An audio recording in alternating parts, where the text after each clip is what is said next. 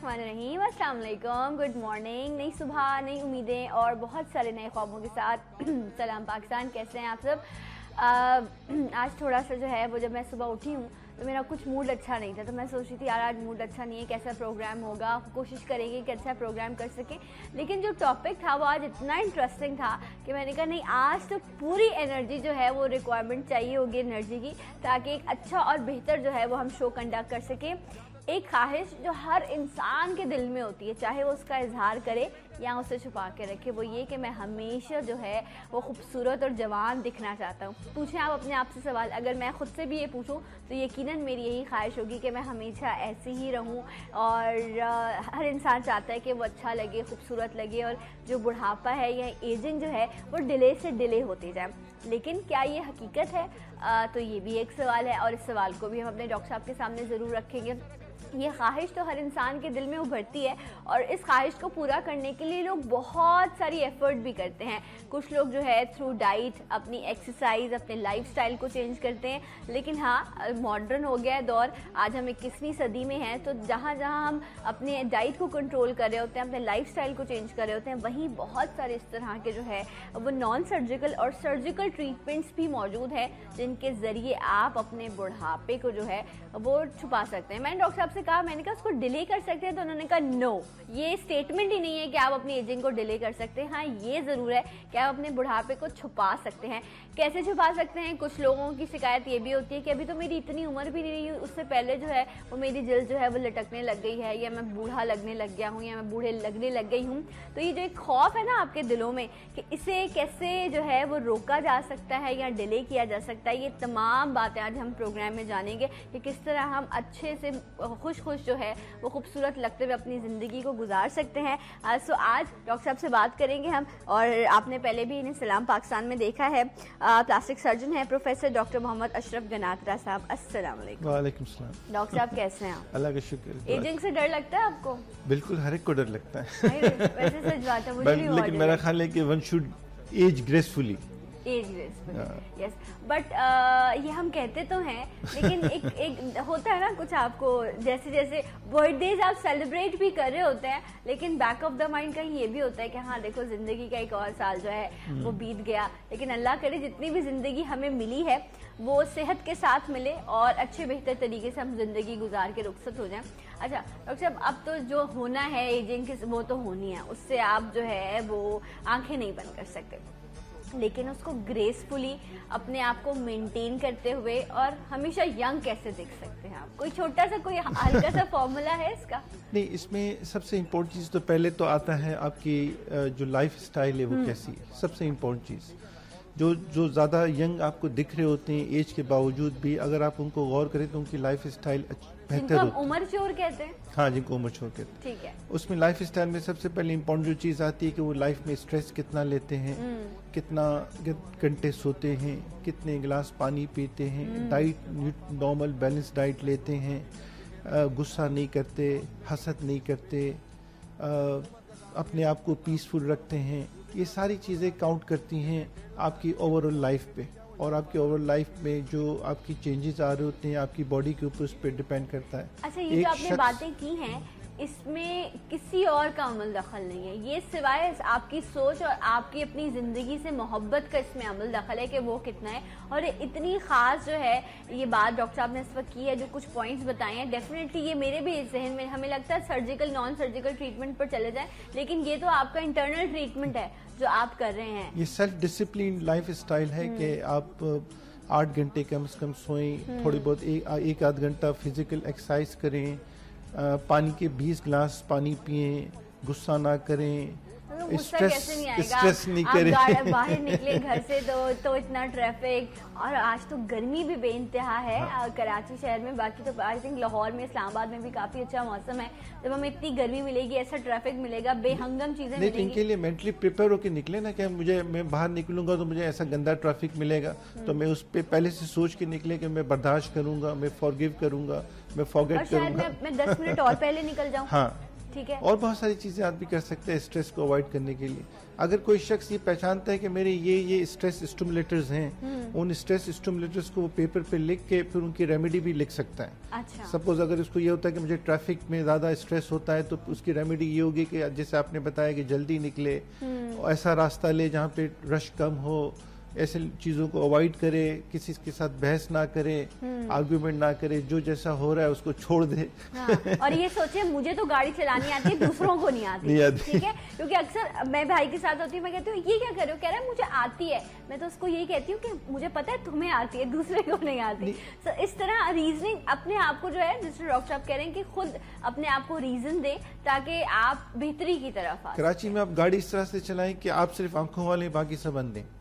सिर्फ आपको नजर आ रहा है, दूसरों को नजर नहीं आ रहा। आपने डरा दिया है सबको कराची के ट्रैफिक के बारे में। अच्छा जी, तो ये कुछ मेन पॉइंट्स हैं जिनके जरिए जो है वो आप अपने एजिंग को थोड़ा सा डिले नहीं कर सकते डॉक्टर साहब? नहीं, डिले नहीं कर सकते, छुपा सकते हैं, ठीक है, छुपा सकते हैं आप इसके जरिए। अच्छा, लेकिन कुछ लोग जो हैं उनके साथ प्रॉब्लम ही होती है कि अब जिस तरह हम अगर स्क्रीन की बात करें, बहुत सारे लोग ऐसे हैं, बहुत सारी सेलिब्रिटीज़ हमारी ऐसी हैं जिनको माशाल्लाह से हम अपने बचपन से देखते आ रहे हैं, लेकिन आज भी वो उतनी ही पुरकशिश और उतनी ही माशाल्लाह से यंग और जवान है। बाबरा शरीफ साहिबा को देख लें आप, महानूर बलोच को देख लें, और इस तरह के बहुत सारे आर्टिस्ट हैं, वो फैसल कुरैशी हैं जिन्होंने मूवीज़ भी की, आज भी वो ड्रामा कर रहे हैं, और बहुत सारे इस तरह के आर्टिस्ट हैं हमारे। तो ये वो लोग हैं जिनको आपने बहुत सालों से एक जगह पर इनकी उम्रें रुक जाती हैं, ये इसके पीछे आखिर फिलॉसफी क्या? नहीं, मुझे नहीं पता इन लोगों का कि ये लोग क्या करते हैं, लेकिन ओवरऑल मेरा ये ख्याल है कि डेफिनेटली ये सारे फैक्टर्स काउंट करते हैं जो मैंने अभी बताए थे। डेफिनेटली वो इस टाइप की चीज़ें करते होंगे, अगर नहीं करते तो मेरे ख्याल से उनको करना चाहिए। दूसरे ये जो ज़्यादातर हम मीडिया के मुतालिक ज़्यादातर सुनते हैं, मीडिया और कॉस्मेटिक सर्जरी, जो प्लास्टिक सर्जरी के थोड़े बहुत अखबारात में खबरें आती रहती हैं, पूरी दुनिया में ज़्यादा है, इंडिया में भी है और पाकिस्तान में भी थोड़ा थोड़ा बहुत सुनते रहते हैं। तो कई लोग जो सेलिब्रिटीज़ हैं वो प्लास्टिक सर्जरी की तरफ जाते हैं, और उस प्लास्टिक सर्जरी की जो एक ब्रांच है कॉस्मेटिक सर्जरी में जाते हैं, और उसमें कॉस्मेटिक सर्जरी में जब आप जाते हैं तो कई ऐसे प्रोसीजर्स हैं जिनको हम डिवाइड कर सकते हैं, सर्जिकल और नॉन सर्जिकल, जिससे आप अपनी उम्र को थोड़ा सा छुपा सकते हैं, थोड़ा सा कम नज़र आ सकते हैं। लेकिन जो एजिंग आपकी जो चल रही है, जो कुदरत का निज़ाम है, उसको तो आप नहीं रोक सकते। अच्छा। वो तो अपनी जगह चल रही है, और एजिंग के साथ जो बीमारियां भी होती हैं थोड़ी बहुत, वो भी हर एक के अंदर आती हैं और उनके ट्रीटमेंट भी हो जाते हैं। जैसे कैटरेक्ट है, आंख के अंदर मोतिया, वो बनना ही बनना है आफ्टर 60 इयर्स या 55 इयर्स। तो ये सबके साथ नहीं होता, लेकिन ज्यादातर होता है। अच्छा, ये एजिंग प्रोसेस है, आप उसको रोक नहीं सकते। आप ये नहीं कह सकते कि मेरा मोतिया ना बने। आपका कैटरेक्ट बनता ही बनता है। आप वो किस एज में मैनिफेस्ट करता है, किसी को 50 में करता है, तो किसी को 60 में करता है, तो किसी को 65 में करता है। इस तरह से मर्दों के अंदर एक प्रोस्टेट ग्लैंड होता है, उसका भी काफी 60s के बाद आता है। फीमेल्स के अंदर और बहुत सारे प्रॉब्लम्स आते हैं, जो एजिंग प्रॉब्लम्स, जो एज के साथ आते हैं। सही। हम यहाँ बात करें तो शायद आप लोगों को लग ऐसा रहा हो कि सिर्फ हम चेहरे की बात करें, लेकिन आपकी पूरी बॉडी जो है डेफिनेटली वो जब आप एजिंग की तरफ जा रहे होते हैं, इवन कहते हैं कि जो इंसान के हाथ हैं वो उसकी उम्र का बताते हैं कि आपकी उम्र कितनी है। आप चेहरे पे तो सर्जिकल और नॉन सर्जिकल ट्रीटमेंट्स करा लेंगे, आप अपने हाथों का क्या करेंगे डॉक्टर? वैसे हाथ बता देते हैं, हाथ की वेन्स जो है वो प्रोमिनेंट हो जाती हैं, उसकी स्किन कम हो जाती है, तो उसके लिए भी इफेक्ट, उसके लिए भी प्रोसीजर्स हैं। अच्छा, उसके लिए भी प्रोसीजर्स हैं। क्या बात है। अच्छा, इस हवाले से जरूर हम बात करेंगे, और एक और खास बात उसके बाद मैं सर्जिकल और नॉन सर्जिकल ट्रीटमेंट की तरफ आऊंगी कि जिस तरह डॉक्टर साहब ने हमने जिक्र किया था ना कि आपका जो लाइफस्टाइल है, जब आप उसको डाइटिंग जिसके हवाले से हम बात करते हैं, उसका मतलब ये है कि आप न्यूट्रिशन फूड लें, वो फूड लें जिससे आपकी बॉडी को फायदा पहुंचे और आप अपने लिए आगे की लाइफ बेहतर कर सकें। जब आप अच्छा खाते हैं तो एक उम्र में जाकर आपकी हड्डियों की जो है वो जो ताकत है वो बरकरार रहती है, आपके मसल्स स्ट्रांग रहते हैं। इमरान खान साहब को आप देख लें माशाल्लाह, या और बड़े से एथलीट हैं, सिकंदर बख्त हैं जो हमारे एक्स क्रिकेटर हैं, इतने माशाल्लाह से वो लोग फिट हैं, जो स्पोर्ट्समैन आपके जितने भी होते हैं, क्योंकि वो एक प्रॉपर लाइफ को मेनटेन करते हैं, अच्छा खाते हैं, एक्सरसाइज करते हैं। तो एक्सरसाइज से मुराद सिर्फ उन लोगों के लिए नहीं है जो लोग मीडिया में काम कर रहे हैं या जो स्पोर्ट्स कर रहे होते हैं, वो तमाम लोग जो खुद से मोहब्बत करते हैं, उनके लिए बेहतर खाना और एक्सरसाइज करना अपनी लाइफ के लिए बड़ा इंपॉर्टेंट है। ट्रीटमेंट्स की तरफ आते हैं डॉक्टर साहब, नॉन सर्जिकल और सर्जिकल ट्रीटमेंट में क्या फर्क? सर्जिकल और नॉन सर्जिकल में फ़र्क ये है कि सर्जिकल ट्रीटमेंट में मरीज को या क्लाइंट को, हम कहें क्लाइंट या मरीज, उसको दाखिल होना पड़ता है। ठीक है। बाज़ दफ़ा ऑपरेशन थिएटर में ले जाके बेहोश करना पड़ता है। अच्छा। और बेहोशी के भी अपने मसाइल होते हैं, और बाकायदा उसमें कटिंग होती है टिश्यू की।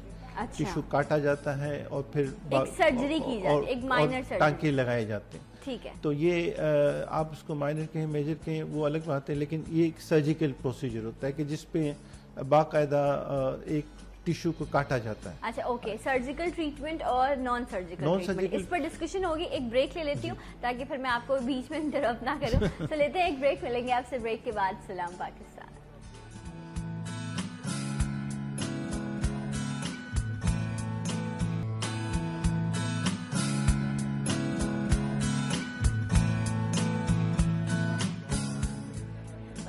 Welcome back. सलाम पाकिस्तान नाज़रीन, आप सबको प्रोग्राम में खुश आमदीद कहते हैं। और डॉक्टर अशरफ गनात्रा आज मौजूद हैं और बड़ी ख़ास बात हो रही है कि किस तरह आप अपने बुढ़ापे को, असल लफ्ज़ तो ये है ना, एजिंग करें, आते ज़रा सही लफ्ज़ होते, बुढ़ापे को जो है वो किस तरह आप नहीं डिले नहीं कर सकते, उसको छुपा सकते हैं। ये है प्रॉपर जुमला जो डॉक्टर साहब ने दिया है कि अपने बुढ़ापे को कैसे छुपा सकते हैं। सबसे पहले जो खास बहुत चीज़ें जिन पर मैं भी एम्फसाइज करूंगी, क्योंकि मैंने भी कहा मैं आपका क्लाइंट बनती हूँ, तो उन्होंने मुझे कहा नो, आप अपनी लाइफ को जो है उसके थोड़े कुछ सिलसिले को बदलें, और वो ज़रूरी है। हम ज़रूरी नहीं है कि जो भी मेरा क्लाइंट आए मैं उसको सजेस्ट करूँ कि सर्जिकल ट्रीटमेंट या नॉन सर्जिकल पर जाया जाए। तो इसलिए इम्पॉर्टेंट है पहले ये कि आप अपनी डाइट को कंट्रोल करें। और अभी डॉक्टर साहब मुझे ब्रेक में कह रहे थे कि आप बार बार एक्सरसाइज की बात कर रही हैं, तो कुछ लोग जो हैं वो शायद समझते हैं कि हाथों की मूवमेंट या ये सब एक्सरसाइज है, तो वो नहीं कर पाते। सो बेस्ट ये है कि प्लीज़ पूरे दिन में आप जो काम करते हैं ना, वो काम आपको थकाता है, लेकिन जो भी आप वॉक या एक्सरसाइज या जॉगिंग करते हैं वो आपको फ्रेश करता है। ये फ़र्क है आम काम में और थोड़ा सा टाइम खुद को देने में। तो कोशिश करें कि जितने भी लोग हैं, हमारे यहाँ बीमारियां बढ़ती जा रही हैं, शुगर के मरीज हैं, ब्लड प्रेशर के मरीज हैं, कोलेस्ट्रॉल है, कुछ ना कुछ प्रॉब्लम है आपके साथ, इसलिए आप एक्सरसाइज नहीं कर सकते तो आप जॉगिंग कर लें, आप वॉक कर लें। ये भी नहीं कर सकते तो आप अपने कमरे में ही खड़े होकर जो है वो आप इस तरह अपने पैरों पर खड़े होकर यूं करके आप एक्सरसाइज करते रहें ताकि आपको स्वेटिंग हो। डॉक्टर साहब ऐसा ही है, यही करना चाहिए, जरूरी है। अब आ जाते हैं हम सर्जिकल और नॉन सर्जिकल ट्रीटमेंट पर। मैंने लोग कहेंगे इसने बहुत ज्यादा लेक्चर दे दिया है, अब काम की बात करते हैं। राइट जनाब। डॉक्टर साहब, नॉन सर्जिकल ट्रीटमेंट्स में कौन कौन से ट्रीटमेंट्स हैं जो हो सकते हैं? नॉन सर्जिकल ट्रीटमेंट में जो मकसद है ये होता है कि सर्जरी नहीं की जाती, लेकिन कुछ चीज़ें ऐसी की जाती हैं जिससे आपकी एजिंग बेहतर होती है। जो नॉन सर्जिकल में आजकल जो प्रोसीजर ज़्यादा कॉमन है और ज़्यादा मशहूर है, एक तो वो बोटॉक्स इंजेक्शन है, ठीक है, एक फिलर है, और तीसरा फैट ग्राफ्टिंग है। Botox, fillers and fat grafting, ये तीन चीज़ें ऐसी हैं जो कॉस्मेटिक सर्जन, प्लास्टिक सर्जन ने शुरू की, फिर आहिस्ता आहिस्ता इतनी पॉपुलर होती गई कि अब कई जगहों पे जो नॉन क्वालिफाइड लोग हैं वो भी उसको कर रहे हैं। अच्छा। जैसे कि ब्यूटी पार्लर्स वगैरह में कर रहे हैं, जो कि नहीं करना चाहिए। तो बोटॉक्स। अच्छा डॉक्टर साहब, ये मैं अगर पिक्चर्स आपको कुछ दिखाऊं तो इससे जो है मेरे देखने वालों को भी ज्यादा बेहतर तरीके से समझ आ सकेगा कि आखिर तब्दीली क्या आती है। अच्छा ये देखें, जिस तरह ये आईब्रो के ऊपर है, ये डॉक्टर साहब ये क्यों किया जा रहा है? ये एक इंजेक्शन आईब्रो पर लगाने की जरूरत क्यों पेश? ये आप देखें जो बिफोर और आफ्टर है, जैसे बिफोर में उस पर रिंकल्स नजर आ रहे हैं आपको, और आफ्टर में रिंकल्स नजर नहीं आ रहे। ये रिंकल्स क्यों मौजूद है? रिंकल्स या इसको हम क्या कहते हैं, सलवटें उर्दू में कहते हैं। ये इसलिए हो रही है कि जो स्किन के नीचे जो मसल है वो ज़्यादा एक्टिव है, एक्टिव है, उसकी वजह से वो कॉन्ट्रैक्ट कर रहा है, सुकड़ रहा है, तो उसकी वजह से ऊपर सलवटें पड़ रही। तो इस मसल को बोटॉक्स के जरिए पैरालाइज किया जाता है, सुन कर दिया जाता है। जब इस मसल को सुन कर दिया जाता है तो ऊपर जो स्किन में लाइनें पड़ रही हैं वो लाइनें गायब हो जाती हैं। तो बहुत सारे लोगों की हम फ्रॉन लाइंस कहते हैं, इसको क्रॉस फीट कहते हैं।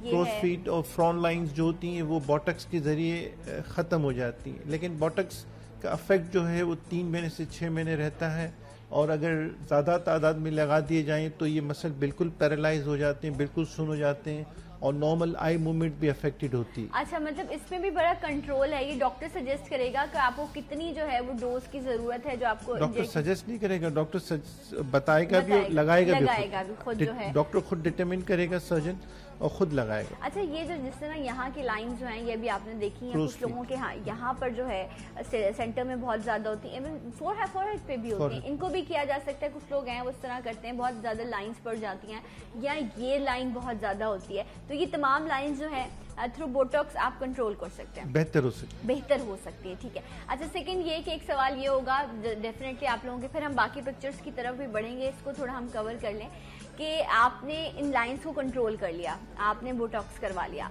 अब 3 या 4 महीने बाद या मैक्सिमम 6 मंथ्स के बाद वो लाइंस दोबारा आना शुरू हो जाती हैं, वो जो आपका मसल है वो दोबारा से एक्टिव हो जाता है, जिससे आपने पैरालाइज किया है। अच्छी बात है कि एक्टिव हो रहा है वो वापस।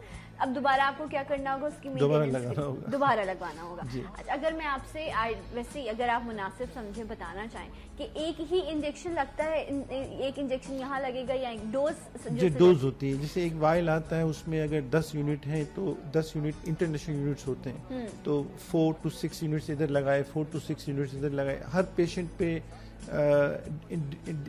इंडिविजुअल होता है और डिपेंड करता है कि उसकी कितनी हाइपर एक्टिविटी है, उसके हिसाब से हम अपनी जो जजमेंट होता है उससे पर्सन टू पर्सन वेरी करता है। मतलब कितनी कॉस्ट ऑलमोस्ट आ जाती है इस तरह के ट्रीटमेंट? ये भी पर्सन टू सर्जन डिटरमिन करता है। बहुत सारे सर्जन पेशेंट से मंगवा लेते हैं और खुद लगा देते हैं, लगाने की कॉस्ट लेते हैं, और बहुत सारे सर्जन अपने पास ही रखते हैं इंजेक्शन। अगर मैं आपसे पूछूं मैक्सिमम या मिनिमम आपको, क्योंकि मेरे देखने वाले जो हैं उनको थोड़ा सा 30 to 50,000 तक लोग चार्ज कर लेते हैं। हाँ। ठीक है, ये जो आप ट्रीटमेंट के लिए जाते हैं, और ये तकरीबन 3 से 6 महीने तक आप जो है आप इस स्पेस को एंजॉय कर सकते हैं, और उसके बाद आपको दोबारा से जो है उस इंजेक्शन की ज़रूरत होती है, उस ट्रीटमेंट की ज़रूरत होती है, जिसके ज़रिए जो है वो आप अपने मसल्स को जो है वो पैरालाइज कर सकें। और ये प्रोफेशनल हैंड्स के डॉक्टर्स के थ्रू किया जाता है। खुदारा मैं भी रिक्वेस्ट करूंगी कि ये जो अब आप सलून्स में या पार्लर्स में ये चीज़ें शुरू हो गई हैं ना, तो आप अपने आप से ना खेलें, क्योंकि डॉक्टर साहब अभी जिक्र कर रहे थे कि अगर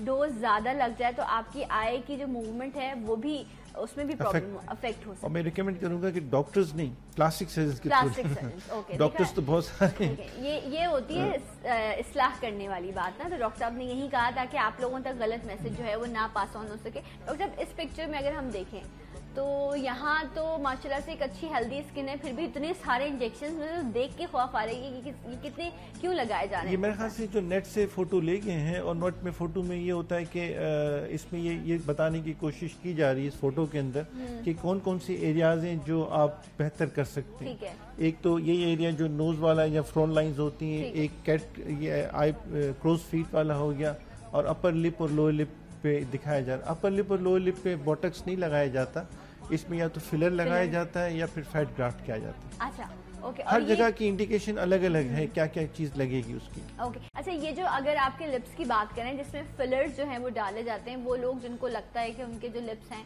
वो बहुत पतले हैं, तो वो उसमें जो है वो फिलर्स ऐड करके उनको थोड़ा सा जो है वो एनहेंस कर दिया जाता है। और जिनको लगता है बहुत बड़े बड़े लिप्स हैं तो उसको भी कंट्रोल किया जाता है, उनको सर्जिकली रिड्यूस किया जाता है। अगर किसी के लगते हैं कि भाई बहुत मोटे होंठ या वो कोई भी मेल या फीमेल लटके नीचे वाला लोअर लिप, उनको फिर हम सर्जिकली कम करते हैं। और ऐसे बड़े सारे आर्टिस्ट हैं जिनकी आप पुरानी पिक्चर्स देखें तो बड़ी डिफरेंट शेप है, और आज जो है वो चेंज हो गई है।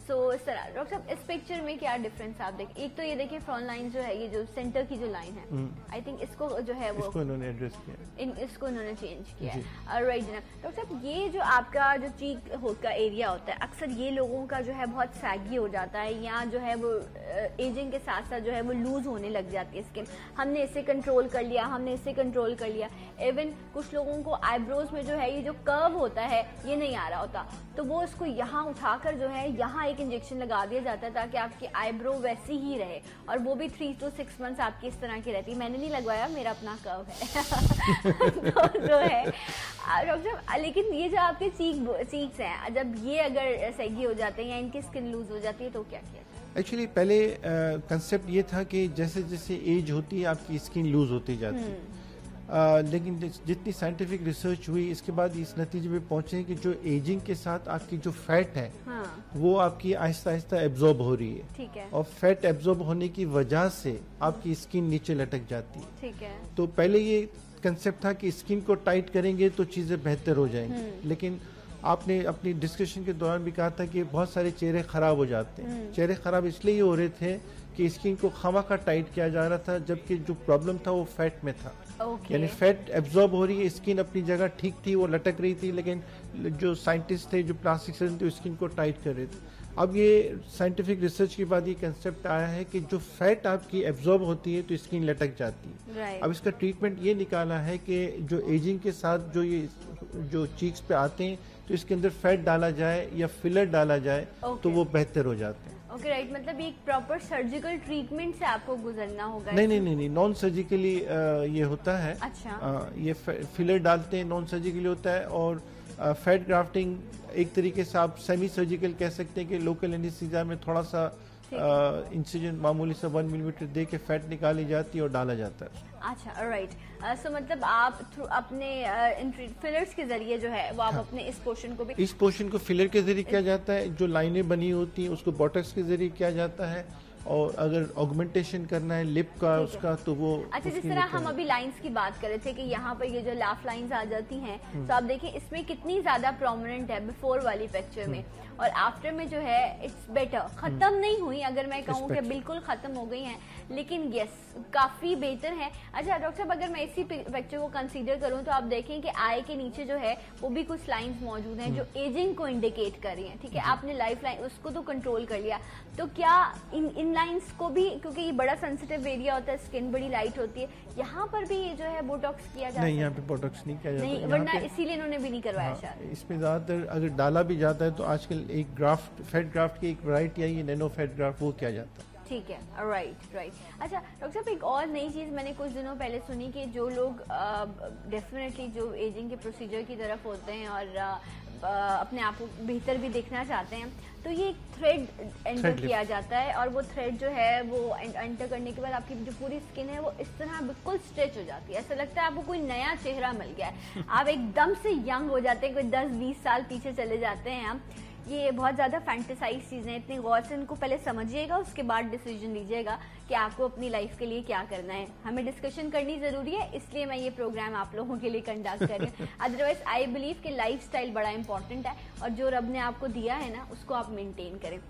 राइट डॉक्टर साहब, तो ये जो थ्रेड एंटर किया जाता है इसके हवाले से कुछ एक्चुअली जो गोल्ड स्टैंडर्ड है चेहरे की झुर्रियों के लिए, उसके लिए वो जो सर्जिकल ट्रीटमेंट उसको हम फेस लिफ्ट कहते हैं। फेस लिफ्ट में हम क्या करते हैं, हम यहाँ से काटते हैं, फिर कान के पीछे से जाते हैं, पूरी की पूरी स्किन को ऐसे उठा लेते हैं।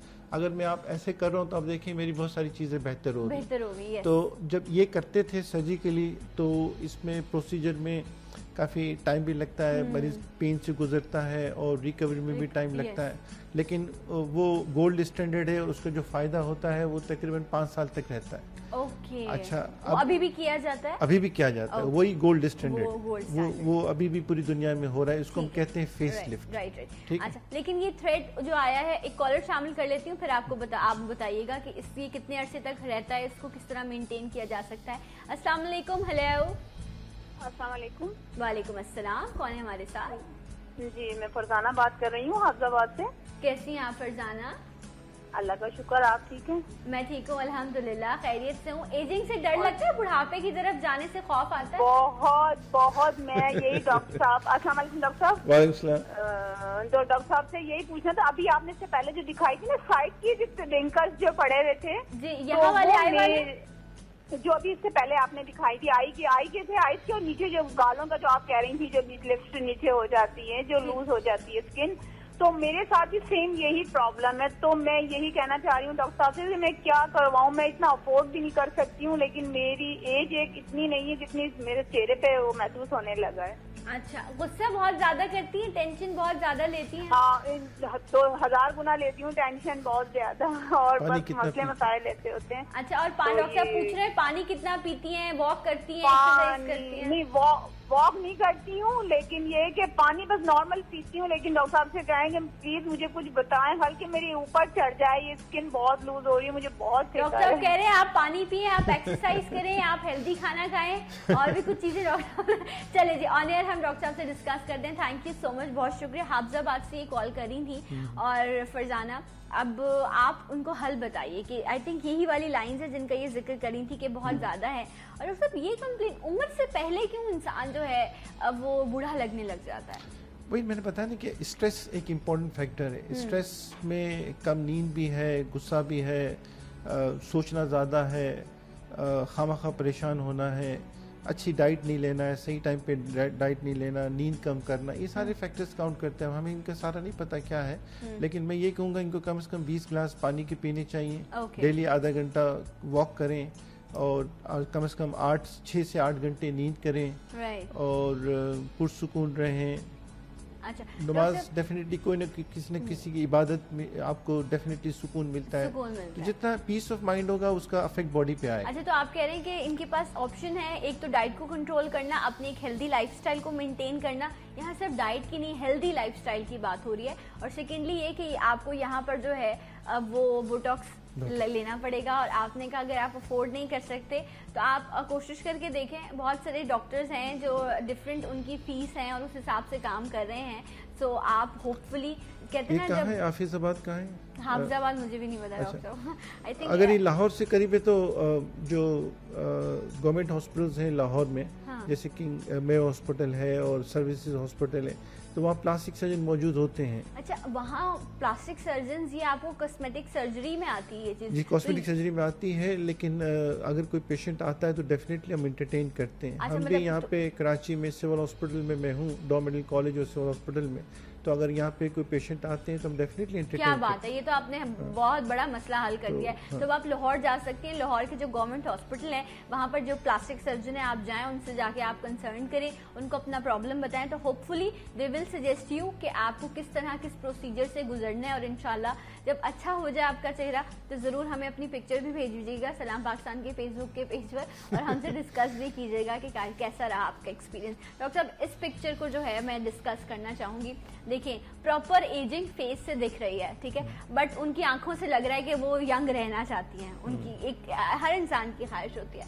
अब आप ये देखिए, ये जो पोर्शन है ऊपर से स्किन फिर भी थोड़ी सी टाइट है, बट ये जो नीचे का आपका जो जॉ लाइंस हैं या चिन एरिया या इवन योर नेक, ये बता रही है कि अब आपकी स्किन जो है वो लूज होती जा रही है। क्या प्रोसीजर की जरूरत है इसमें? ज़्यादातर तो नॉन सर्जिकल में हम फैट ग्राफ्ट ही डालेंगे और सर्जिकल में इसको फेस लिफ्ट करेंगे। अच्छा, दूसरा जो अभी आपने बताया जो थ्रेड लिफ्ट है आजकल जो आया हुआ है, थ्रेड लिफ्ट आप कर सकते हैं। थ्रेड लिफ्ट में क्या होता है कि छोटी सी इंसिजन दे के निडल के जरिए थ्रेड डाला जाता है, और वो थ्रेड जो होते हैं वो बार्ब्ड होते हैं। बार्ब्ड का मतलब है कि एक तरीके से उस पर कांटे होते हैं। अच्छा। जब उसको डाल के आप ऊपर खींचते हैं तो वो जो स्किन के जो पार्ट होता है उन कांटों में अटक जाता है। अच्छा। और स्किन आपकी अपलिफ्ट हो जाती है।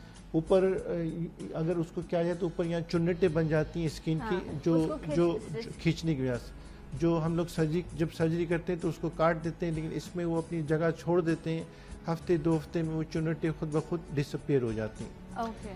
थ्रेड हफ्ते 2 हफ्ते तक आप किसी को चेहरा दिखाने नहीं, आप दिखा सकते हैं, इसी से कुछ छुपा सकते हैं, इसी से कुछ छुपा। आप स्टाइल से दुपट्टा कैरी कर लें। थ्रेड जो फेस लिफ्ट है वो एक सब्स्टिट्यूट है जो सर्जिकल फेस लिफ्ट का टेम्परेरी सब्स्टिट्यूट है। इसमें आपको बेहोश नहीं होना पड़ता, दाखिल नहीं होना पड़ता, और इसका जो इफेक्ट है वो 6 महीने तक भी चलता है। अच्छा, मतलब ये आपके सिर्फ इस एरिया को कवर करता है या थ्रू आउट पूरा फेस आपका? नहीं, ये खाली नेजुलेबल फोल्ड, इसको नेजुलेबल फोल्ड कहते हैं इसको, और ये जो एलर प्रोमिनेंस है इसको एड्रेस करता है। अच्छा, मतलब फॉरहेड के लिए भी डाले जाते हैं, फिर वो फॉरहेड के लिए अलग डाले जाते हैं। अच्छा, मतलब फिर डिफरेंट थ्रेड जहाँ जहाँ आपको जरूरत है। लेकिन आई थिंक जब बहुत ज्यादा जिन लोगों को स्किन लूज है या सगी होगी, आई थिंक उनको इस चीज की जरूरत होती है कि वो थ्रेड्स डालकर जो है वो पूरा आपके मसल्स को जो है वो स्ट्रेच कर दिया जाता है। यहाँ पर अलग थ्रेड डलता है, और आई थिंक अगर यहाँ पर जरूरत है। डॉक्टर साहब, अगर नेक भी आपकी वैसी है फिर नेक का क्या करेंगे? नेक के लिए ज्यादातर हम लोग लाइपोसक्शन करते हैं। लाइपोसक्शन करते हैं, ओके जी। अगर आपकी डबल चिन है या आप चेहरा तो आपने अपना ठीक कर लिया, लेकिन नेक जो है वो भी, उस पर भी लाइंस हैं और उसकी स्किन भी लूज है, तो क्या किया जाए ये भी जानेंगे डॉक्टर साहब से, लेकिन एक ब्रेक के बाद। सलाम पाकिस्तान।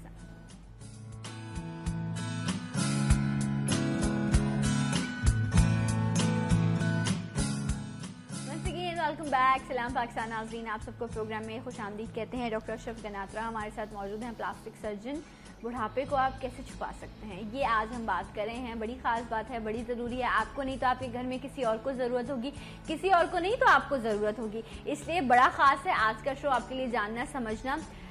फिर से मैं उसी पॉइंट को रेस करूंगी कि अपने लाइफस्टाइल को मेंटेन करें। अगर आप स्टार्ट से ही अपनी लाइफ को मेंटेन करते हैं, अच्छा खाते हैं, कम टेंशन लेते हैं, बेहतर सोचते हैं, दिल में बोझ नहीं रखते, जो डॉक्टर साहब ने बात कही थी, तो इंशाल्लाह जैसे जैसे आपकी उम्र बढ़ती जाती है ना, जो खाया हुआ है वो आगे जाके काम आता है। तो हमारे बड़े हैं, आप देखेंगे वो इस एज में भी कितना बेहतर काम कर रहे होते हैं, उनकी हड्डियां कितनी मजबूत हैं, और बाद में क्या कहते हैं, हमने जो खाया था वो आज हमारे काम आ रहा है। लेकिन आज जो हमारी नस्ल खा रही है, मुझे नहीं लगता कि वो इतनी स्ट्रांग हो सकेगी उस एज में। डॉक्टर साहब, तो खाए पिए का भी बड़ा कमाल है ना इसमें। राइट जनाब। और जो डॉक्टर साहब से हम बात कर रहे थे कि वो लोग जो चाहते हैं कि उनके चेहरे की झुर्रियाँ जो हैं या जो लाइंस पड़ जाती हैं या जो बुढ़ापा है उसे आप कैसे कंट्रोल कर सकें, तो उसके लिए बोटॉक्स का जिक्र किया, फिलर्स का जिक्र किया। थ्रेड के हवाले से हम बात कर रहे थे डॉक्टर साहब, आपने कहा कि जितनी ज़रूरत होती है उतने थ्रेड डाले जाते हैं। आपको अपने यहाँ पर आप डलवा सकते हैं, फॉरहेड पर डलवा सकते हैं, चिन पर डलवा सकते हैं। चेहरा तो आपने बेहतर कर लिया, अब आपकी नेक जो है उसकी भी स्किन जो है वो लूज हो गई है, लाइंस आ गई हैं, तो आप उसके लिए क्या करें? मेरे बता रहे, स्किन जो नेक की स्किन टाइटनिंग की जाती है वो सर्जिकल प्रोसीजर ही होगा, और ज़्यादातर हम लाइपोसक्शन करके स्किन को टाइट करते हैं। लाइपोसक्शन करने से स्किन की जो फैट है वो निकल जाती है, नेक की जो फैट निकल जाती है, इसके बाद उसको टाइट करते हैं तो बेहतर रिजल्ट आता है। अच्छा, मतलब अगर आपके पास डबल चिन है या आपका नेक का प्रॉब्लम है तो उसमें फिर आपको लाइपोसक्शन पर जाना पड़ेगा, उस पर कोई नॉन सर्जिकल ट्रीटमेंट आप नहीं करवा सकते। ओके, राइट जनाब। अच्छा डॉक्टर साहब, एक और चीज़ को बड़ा जो है एम्फसाइज कर रहे थे कि जो फैट ग्राफ्टिंग है ये एक तो बहुत एक्सपेंसिव भी प्रोसीजर नहीं है, और आई थिंक ये थोड़ा सा अच्छा बेहतर मेंटेन कर पाते हैं लोग। डॉक्टर साहब, इसमें किन किन चीज़ों पर आप फैट ग्राफ्टिंग कर सकते हैं? फैट ग्राफ्टिंग पिछले 5 साल से काफ़ी पॉपुलर हुई है प्रोसीजर पूरी दुनिया के अंदर, और प्लास्टिक सर्जरी में ये एक ज़माने में शुरू हुआ था लेकिन आगे बढ़ नहीं सका, लेकिन पिछले 5 सालों में बहुत आगे बढ़ गया। अब फैट ग्राफ्टिंग हम हर जगह यूज़ कर रहे हैं। आपकी फैट ग्राफ्टिंग का मतलब है कि आपकी अपनी ही चर्बी, हम लोग क्या करते हैं कि ज़्यादातर एब्डोमेन से, यानी जिसको हम पेट कहते हैं, या थाइस से हम छोटा सा एक इंसिजन देते हैं 2 मिलीमीटर का, और सुन करके वहाँ से फैट निकाल लेते हैं सिरिंज के जरिए। वो फैट को हम लोग एक मशीन में डालते हैं, सेंट्रीफ्यूज करते हैं, और फिर उस मशीन उससे निकाल के जिस जगह डालना होता है उस जगह डालते हैं। साइंटिफिकली रिसर्च के बाद ये पता चला है कि जो फैट सेल्स होते हैं, ये फैट सेल्स के साथ साथ आपकी बॉडी के स्टेम सेल्स होते हैं। स्टेम सेल्स वो होते हैं जब बच्चा बन रहा होता है माँ के पेट में, जिससे तमाम सेल्स डिफ्रेंशिएट होते हैं और डिफरेंट ऑर्गन्स बनते हैं। तो फैट ग्राफ्ट के साथ जो जा रहे हैं स्टेम सेल्स जा रहे हैं, वो उस जगह जाके उस जगह पे जहाँ पे भी हम डालते हैं वहाँ बेहतरी करते हैं। तो शुरू काम हुआ था कॉस्मेटिक से कि भाई फेस के लिए, उसके लिए शुरू हुआ था स्पेशली नेज़ोलेबियल फोल्ड और अपर लिप के लिए, लेकिन अब फैट ग्राफ्ट बहुत सारी जगहों पे डाला जा रहा है। जैसे जलने के बाद जो जख्म के निशानात होते हैं उनको भरने के लिए उनके नीचे डाला जाता है। चोट लगने के बाद अच्छा डॉक्टर, कुछ लोगों को चिकन पॉक्स हो जाता है ना, तो उसके भी स्कार्स रह जाते हैं उनके चेहरे पर, यहाँ बहुत ज्यादा जो है स्किन पर यहाँ पर जो है बड़े स्कार्स होते हैं, तो फैट ग्राफ्टिंग के थ्रू उसको आप फ्लॉलेस स्किन कर सकते हैं? नहीं, फ्लॉलेस तो नहीं कर सकते। अच्छा, डिफरेंट स्कार की क्वालिटी को देखा जाता है, स्कार के कॉज को देखा जाता है, फिर डिफरेंट प्रोसीजर्स उस पर किए जाते हैं। हम हमेशा ये कहते हैं कि हम स्कार्स को बेहतर कर सकते हैं, स्कार्स को एलिमिनेट नहीं कर सकते, ख़त्म नहीं कर सकते। तो जहाँ पे भी जो स्कार होता है, अगर बहुत ज़्यादा बुरा स्कार है तो उसको हम काफ़ी हद तक बेहतर कर देते हैं कि सामने वाले को पता नहीं चलता, और थोड़ा बहुत अगर वो कैमोफ्लाज करे, मेकअप करे तो चुप जाते हैं। अच्छा, लेकिन टोटली फ्लॉलेस स्किन करना बड़ा मुश्किल है। और अगर मोल्स हैं आप पर या आपके नेक पर, तो उसके लिए क्या किया जाएगा? मोल्स को तो ज़्यादातर हम सर्जिकली एक्सरसाइज करते हैं, सर्जिकली एक्सरसाइज, छोटे छोटे से जो मोल होते हैं, लेकिन जो बड़े बाज़ दफ़ा होते हैं नीवस जो पूरे फेस को इन्वॉल्व करते हैं, उनको भी हम सर्जिकली एक्सरसाइज करके फिर ग्राफ्ट लगाते हैं, स्किन ग्राफ्ट लगाते हैं, और स्किन ग्राफ्ट की क्वालिटी को बेहतर करने के लिए फिर हम फैट ग्राफ्ट डाल सकते हैं। अच्छा ठीक है, अभी तक तो बड़ा फैंटेसाइज लग रहा होगा ना आप लोगों को सब चीज़ें कि देखो हर चीज़ आसान है, आईब्रो भी अब लिफ्ट हो सकती है, लिप्स की शेप भी आप अपनी मर्जी से कर सकते हैं, चेहरे को भी स्ट्रेच कर सकते हैं, लेकिन ज़िंदगी में हर चीज़ के जो है वो साइड इफ़ेक्ट्स हैं, ड्रॉबैक्स हैं, कुछ रिस्क फैक्टर्स होते हैं। आप जब ट्रेवल कर रहे होते हैं जहाज़ में तो भी आपको पता है कि आपने जाना है, ज़रूरी है, लेकिन रिस्क फैक्टर तो वहाँ पर भी मौजूद है। हम घर से निकलते हैं, काम पर आते हैं, आपने रास्ते में ड्राइविंग की, कराची जैसे शहर में तो वैसे ही आपके साथ रिस्क फैक्टर बहुत ज़्यादा बढ़ जाते हैं। तो डॉक्टर साहब इसमें, लेकिन जब हम कॉस्मेटिक सर्जरी की बात करते हैं तो जिस तरह जैसी आप बात करें कि मुझे बोटॉक्स कराना है या फिलर कराना, तो अगले बंदे के लिए फौरन ये जवाब निकलता है नहीं नहीं नहीं, उसके बहुत है। तो आखिर यही लफ्ज मुनासिब है इसके लिए कहना, या कुछ और आप इसके लिए जुमले का इस्तेमाल करेंगे? नहीं, साइड इफेक्ट सही वर्ड है, लेकिन हर एक के अपने, हर चीज़ के अपने एडवांटेजेस डिसएडवांटेजेस हैं। जो बोटक्स का साइड इफेक्ट है कोई बहुत ज़्यादा नहीं है, सिर्फ ये है कि अगर जो बोटक्स लगाने वाला इतना एक्सपीरियंस नहीं है, उसने ज़्यादा बोटक्स के यूनिट्स लगा दिए तो मसल, मैंने आपको जैसे बताया ना कि एक नॉर्मल पैरालाइज करने की कोशिश की जाती है। बहुत ज़्यादा अगर वो पैरालाइज हो गया तो जो नॉर्मल मूवमेंट्स हैं जैसे अराउंड आईज लगाए, अगर आप मुझे इजाजत दें तो वो मैं पिक्चर दिखा दूं ताकि थोड़ा सा लोगों को आइडिया हो जाए। वो जो फेस जो है वो डी शेप हो गया था, मैं चाहूंगी, रिक्वेस्ट करूंगी अपने प्रोड्यूसर साहब से कि वो प्लीज दिखा दें ताकि आइडिया हो सके कि अगर आपने सिर्फ ये सोच करके ठीक है ये मुझे सजेस्ट करा है तो मैं इससे लगवा लेती हूँ और वो प्रोफेशनल हैंड नहीं है, तो फिर आपका चेहरा जो है वो बिगड़ भी सकता है। आई थिंक इससे बड़ा तो और कोई साइड इफेक्ट ही नहीं। ये आप देख सकते हैं पिक्चर। इसमें डॉक्टर साहब ये कौन से ट्रीटमेंट की वजह से इस तरह हुआ है? आई एम नॉट श्योर, क्योंकि फोटो नेट के लिए गए हमारे मरीजों के नहीं है, लेकिन मेरा ख्याल है कि ये जो नेज़ोलेबियल फोल्ड में अगर ज्यादा लग गया होगा तो ये चीज वही होगी। अच्छा, ओके। सो अब क्या इसको वापस बेहतर किया जा सकता है? इसको अमूमन इन चीजों को, ये मेडिसिन है ना, इसका अपना एक इफेक्ट होता है, ठीक है, जो मैंने बताया 3 महीने से 6 महीने होता है। इसमें जब ज्यादा लग जाता है तो क्या कुछ नहीं जाता, वेट एंड सी की पॉलिसी की जाती है। ओके, जैसे जैसे टाइम गुजरता है वो खुद ब खुद बेहतर हो जाता है। Okay, right. इसलिए एज सच कोई ये इरिवर्सिबल नहीं है। अच्छी बात ये रिवर्सिबल है, यानी टाइम के साथ खुद ब खुद बेहतर हो जाए। और एक ये वो चीज है जिसे आप करवाते हैं तो 3 से 6 महीने बाद इसको मेंटेनेंस की जरूरत है। ये एक ऐसी चीज नहीं कि आपने एक बार कराई और उसके बाद आपने कहा कि बस अब तो सारी लाइफ ऐसा ही रहेगा, ऐसा नहीं है। आपको कंटिन्यू एक्सपेंस करना पड़ता है, आपको खर्चा करना पड़ता है, आपको दोबारा से फिलर्स कराने पड़ते हैं, बोटॉक्स कराने पड़ते हैं। इवन के जो थ्रेड्स आप डलवाते हैं वो भी एक टाइम के बाद जो है वो डिजोल्व हो जाते हैं और वो काफी एक्सपेंसिव जो है वो ट्रीटमेंट है। उसके बाद अगेन आपका चेहरा वैसे लूज हो जाता है। लोग कहते हैं तुम तो बड़े अच्छे लग रहे थे जब मैं तुमसे लास्ट टाइम मिला था, अब क्या हो गया एकदम से तुम्हारा चेहरा बदल के? फिर आपको जो है आप सच भी नहीं बताते। लोग छुपाते क्यों है कि मैंने ट्रीटमेंट करवाया? डॉक्टर साहब ऐसा क्यों है?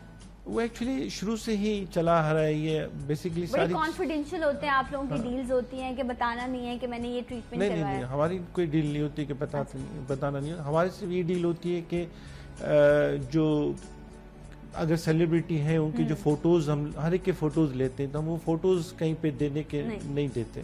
बस ये हमारे होता है। बाकी ना हो हम आम पब्लिक में जिक्र करते हैं कि मैंने इसकी सर्जरी की है, वो बस ये 2 चीजें, बाकी तो कोई वो मसला नहीं है। अच्छा। लोग जो एक टैबू बना हुआ है कॉस्मेटिक सर्जरी का और बताने का, तो लोग एज सच बताना पसंद नहीं करते। ये सिर्फ यहाँ पे नहीं है, अमेरिका में कॉन्शियस हो जाते हैं ब्यूटी के मामले, हर जगह पर है, दुनिया भर में। आप हॉलीवुड के स्टार्स देख लें, बॉलीवुड देख लें, तमाम स्टार्स जो हैं वो बड़ा कॉन्फिडेंस रखना चाहते हैं अपनी चीजों को, जो भी वो अपने ब्यूटी के लिए कर रहे होते हैं उनका हक है वो रखें। और प्लास्टिक सर्जन भी जो 1950s में 60s में जो अमेरिका के प्लास्टिक सर्जन थे वो बताते नहीं थे कि मैंने कॉस्मेटिक सर्जरी की है, वो छुपाते थे। शाम में वो प्रैक्टिस करते थे तो छुपाते थे। अच्छा, लेकिन अब स्लोली ग्रेजुअली अब ये टैबू खत्म हो गया है। अब कॉस्मेटिक सर्जरी की सोसाइटीज बन गई हैं, कॉस्मेटिक सर्जरी की अलग एसोसिएशन बन गई है और ये पार्ट ऑफ प्लास्टिक सर्जरी ही है। प्लास्टिक सर्जन ही कॉस्मेटिक सर्जरी। डॉक्टर साहब, अगर एक शख्स जो है वो उसको इन तमाम चीजों की नीड्स है और उस एक एजिंग के प्रोसीजर की तरफ जब आप बढ़ रहे होते हैं, एजिंग की तरफ, तब आपको जरूरत होती है। लेकिन हमारी सोसाइटी में आई थिंक हर दूसरा शख्स जो है वो ब्लड प्रेशर का या शुगर का या किसी ना किसी तरह की बीमारी में मुब्तला है। तो क्या ऐसे लोग जो नॉर्मल दूसरी मेडिसिन भी इस्तेमाल कर रहे होते हैं, वो डायबिटीज के लिए या वो इंसुलिन ले रहे हैं या वो हार्ट के पेशेंट है, क्या वो भी इस तरह के ट्रीटमेंट करवाएं तो उसमें प्रॉब्लम है या करा सकते हैं? नहीं, हर पेशेंट को इंडिविजुअली देखा जाता है, असेस किया जाता है, मेडिकल हिस्ट्री ली जाती है। बिल्कुल मेडिकल हिस्ट्री ली जाती है और इंडिविजुअल असेस देखा जाता है कि शुगर किस स्टेज पे है, कंट्रोल है, अनकंट्रोल है, ब्लड प्रेशर क्या है क्या नहीं है, दवाइयाँ ले रहा है नहीं ले रहा, इसके बाद ट्रीटमेंट किया जाता है। इस तरह से नहीं होता कि एक पेशेंट आया बैठा मुझे बोटक्स लगाना, हमने बोटक्स लगा दी। ऐसे ही होता है डॉक्टर साहब यहाँ पार्लर्स में ऐसा होता होगा, लेकिन किसी भी प्लास्टिक सर्जन के पास इस तरह से नहीं होता। वो डेफिनेटली जो भी प्लास्टिक सर्जन होगा पूरा पेशेंट को वर्कअप करेगा, इसके बाद वो इसको एडवाइस करेगा कि बोटक्स भी लगाना। वो ये भी एडवाइस करेगा कि आप बोटक्स नहीं, आप फिलर लगाएं या फैट ग्राफ्ट कराएं, वो भी एडवाइस करेगा और हर एक के एडवांटेजेस बताएगा। एक पेशेंट अगर यहाँ बोटक्स लगवाना चाह रहे तो वो कहेगा कि नहीं, यहाँ आप फिलर डलवाओ तो ज़्यादा बेहतर है या फैट ग्राफ्ट डलवाओ तो ज़्यादा बेहतर है। लोगों का कंसेप्ट है कि लिप को मोटा करना है, बोटक्स से मोटे होंगे। नहीं, बोटक्स से मोटे नहीं होंगे। अच्छा, ये जो सिरिंज है इसका खौफ हर बच्चे से लेके बड़ों तक को होता है, ये जो सिरिंज लगती है, तो ये इतनी बड़ी बड़ी नीडल सिरिंजेस, ये नॉन सर्जिकल ट्रीटमेंट्स जो हैं, जो अभी दिखा, मैं आपको दिखाती भी हूँ, नीडल छोटी, आप देखें इंसुलिन सिरिंज की नीडल्स यूज की जाती है, इंसुलिन सिरिंज के नीडल्स। लेकिन is it a painful procedure, चाहे वो सर्जिकल हो या डेफिनेटली नॉन सर्जिकल अगर ट्रीटमेंट है? देखिए, जो पेन है ना वो सब्जेक्टिव फीलिंग है। हाँ। एक चीज मेरे लिए पेनफुल हो सकती है, आपके लिए नहीं हो सकती, और एक चीज आपके लिए पेनफुल हो सकती है, मेरे लिए। लेकिन डॉक्टर साहब, ये जब इंजेक्शन लगेंगे, छोटी छोटी नीडल्स, हाँ, तो ये तो एक खातून मुस्कुरा रही हैं, लग रहा है उनको पता है उनकी फोटो खींचा रही है, इसलिए वो मुस्कुरा रही है। So is it painful? Yes, painful but very slight painful, Very मतलब टॉलरेबल पेन आप यूँ कह सकते हैं। इट डिपेंड्स कि अब आप में कितना टॉलरेंस है। राइट, तो इस तरह, और ये जो है ये आईब्रो को आई थिंक अपलिफ्ट करने के लिए जो है वो किया जा रहा होता है। डॉक्टर साहब, एक चीज तो आप बेहतर कर लेते हैं अपने चेहरे की, आपने ये कर ली, तो मतलब अगर एक चेहरा है जो एजिंग की तरफ है, तो फिर उसे 2-3 चीजों की जरूरत है, बोटॉक्स भी, फिलर्स भी, ग्राफ्टिंग भी। जब हमारे पास कोई पेशेंट आता है ना, तो हम उसको पूरा एज अ होल पूरे पेशेंट के फेस को देखते हैं और हम ये डिटरमिन करते हैं कि क्या क्या प्रॉब्लम है। हम पेशेंट के साथ काउंसलिंग करते हैं और बताते हैं कि पहले तो उनकी सुनते हैं कि वो क्या क्या चाह रही हैं, क्या क्या डिज़ायर्स हैं उनकी। इसके बाद हम अब अपनी बताते हैं कि भाई आपके साथ ये प्रॉब्लम है, और ये भी हो सकता है कि मैं आपको बताऊं कि ये प्रॉब्लम मैं सही करूंगा तो ये प्रॉब्लम ज़्यादा एसेंचुएट हो जाएगा, ज़्यादा नज़र आने लगेगा। तो हम ये डिस्कस करते हैं और उसके बाद फिर उनको भी गाइडलाइन देते हैं और उनकी एक्सपेक्टेशन को भी पूरा करने की कोशिश करते हैं। बाद दफ़ा एक पेशेंट नाक के लिए आ रहा है, उसको प्रॉब्लम चिन में होता है, मैं कहता हूँ ठीक है, मैं आपकी नाक को कुछ भी करूँगा, लेकिन आपकी चिन पीछे की तरफ है, तो मुझे चिन में भी इम्प्लांट डालना पड़ेगा। चिन में इम्प्लांट डालूंगा, नोज की सर्जरी करूंगा, आपका फेस का प्रोफाइल बेहतर हो जाएगा। खाली नोज को करूंगा तो चिन और प्रोमिनेंट हो जाएगी। ये सारी बतानी पड़ती है। और हम इस तरह से करते हैं कि पेशेंट के फोटोग्राफ्स लेते हैं, उनके साथ बैठ के डिस्कस करते हैं फोटोग्राफ्स के ऊपर, और उनको बताते हैं कि पहले उनकी सुनते हैं फिर अपनी बताते हैं। राइट, आपकी क्या रिक्वायरमेंट है और हम क्या कर सकते हैं आपके लिए। राइट, अच्छा डॉक्टर साहब, लोगों को ना फेस पे स्पेशली जो है बड़ी चीक बोन है या जॉ लाइन्स है, इसको एनहेंस करने की बड़ी ख्वाहिश होती है कि ये बिल्कुल प्रोमिनेंट होने चाहिए। इवन कि आप बहुत सारे मॉडल्स को देखें, ऐसा लगता है प्रॉपर लाइन्स जो हैं वो बनी हुई हैं। इसके लिए क्या किया जा सकता है? नहीं, वो मैंने बताया ना कि मुख्तलिफ प्रोसीजर, ये सारे प्रोसीजर किए जा सकते हैं इंडिविजुअली असेस करके। ओके, सारी प्रोसीजर जो भी करना है हम उसको बता देते हैं, फिर ये भी बता देते हैं कि टेम्परेरी करना है या परमानेंट करना है। और हर जो परमानेंट प्रोसीजर भी मैं कह रहा हूँ, वो जैसे फेस लिफ्ट है, वो भी परमानेंट इसलिए है कि 4-5 साल में उनकी भी लाइफ, मतलब ये नहीं है कि जिंदगी भर के लिए। कौन से वाले प्रोसीजर का? जैसे फेस लिफ्ट है, मैंने सर्जिकल फेस लिफ्ट मैंने किया, फेस लिफ्ट के लिए सर्जिकल पूरी सर्जरी की मैंने, 2 दिन मरीज को दाखिल भी किया, फेस लिफ्ट किया, उसका इफेक्ट भी 5-6 साल रहेगा। थ्रेड लिफ्ट का, बोटक्स का, इन सब का तो 3-3, 6-6 महीने में खत्म हो जाएगा। Okay, alright. अच्छा डॉक्टर साहब, थोड़ी क्योंकि वक्त भी मेरे पास कम है, मैं स्लाइटली डिस्कस करना चाहूँगी लाइपोसक्शन के हवाले से, जो एक टाइम पर आया था और बहुत इसकी धूम मची कि आप अपने मोटापे को भी कंट्रोल कर सकते हैं। इवन के टमी पर बहुत ज़्यादा लोगों के फैट होता है, तो आप उसको लाइपोसक्शन कर सकते हैं। अगर मैं फेस के हवाले से बात करूँ तो ये कितना जो है वो कामयाब रहता है अगर आप फेस पर लाइपोसक्शन? आई थिंक चिन के लिए ज़रूरत पड़ती है। देखिए, लाइपोसक्शन जब आया ना, तो लोगों का ये आपने बताया बिल्कुल सही, ये मिसकंसेप्ट गया।